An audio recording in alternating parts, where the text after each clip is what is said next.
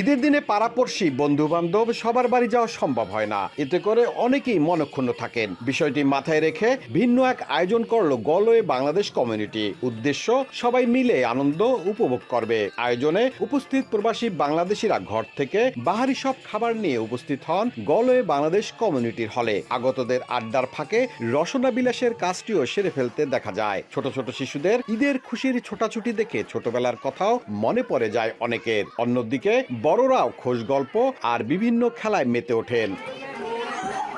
এ ধরনের আয়োজনে দীর্ঘদিন পর অনেকের সঙ্গে দেখা করার সুযোগ হয়, বিশেষ করে ঈদের দিনে বাড়তি আনন্দ যোগ করে, আবার সম্পর্কের নতুন দ্বারও খুলে দেয়। স্থানীয় আইরিশ সহ প্রবাসীদের কথায়ও ছিল আনন্দের সুর।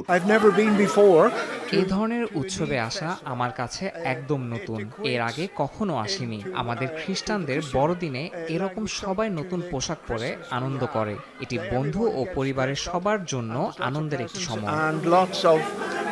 আমাদের ঈদ মিলন মেলার আয়োজন করা হয়েছে যেন আমাদের বড়দের পাশাপাশি আমাদের ছোটরাও ঈদ উদযাপন করতে পারে। এমন আয়োজন করতে পেরে আয়োজকরা ছিলেন তৃপ্ত। আগতদের খুশি দেখে তারাও ছিলেন দারুণ খুশি।